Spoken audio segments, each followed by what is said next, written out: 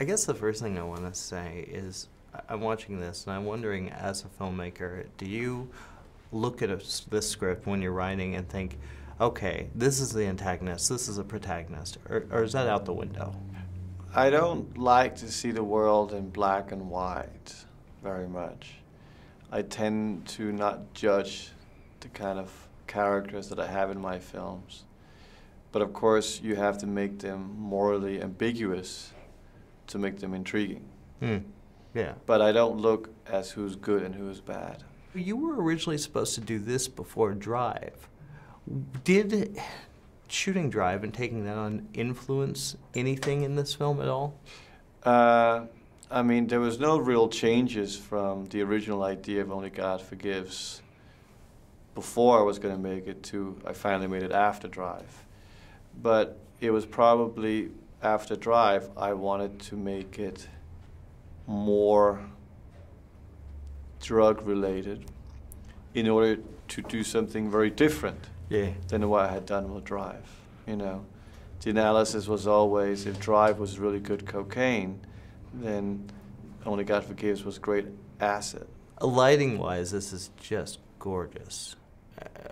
Can you talk about the influence of that culture and how it made it into the film, and what is it about that culture that fascinates you as a filmmaker? Well, Bangkok is a very kind of interesting gateway between the West and the East. And by day, Bangkok is a gigantic $12 million city, very much like LA, like spread out, and a lot of people, a lot of noise, and skyscrapers, and everything is just chaotic in this weird structurally sense. But in at night, like after midnight, when things completely close off, it becomes almost like a very Asian city, because all the Westerners have gone home to their hotel rooms, or all the tourists that is very much part of the city. And this kind of very nightlight fluorescent feel, and there's a whole generation of Thai people that live by night. And I thought making a movie about that twilight sensibility would be very interesting. It was like finding the right fairy tale country to place the story.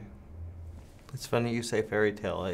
That you put that into a lot of your work, that kind of fairy tale-esque aspect, don't you? I think that I used to make films trying to capture authenticity, and it stopped interesting me in the end, because in the end, reality was always more of what I was trying to do. So I became interested in heightened reality. And that all started with Bronson, and has kind of continued in all the movies after that. And it's something I like to explore a lot. You know, Hans Christian Andersen, which was the great fairy tale writer that came from my country, before he found the structure of fairy tale as his art expression, he tried very many different things.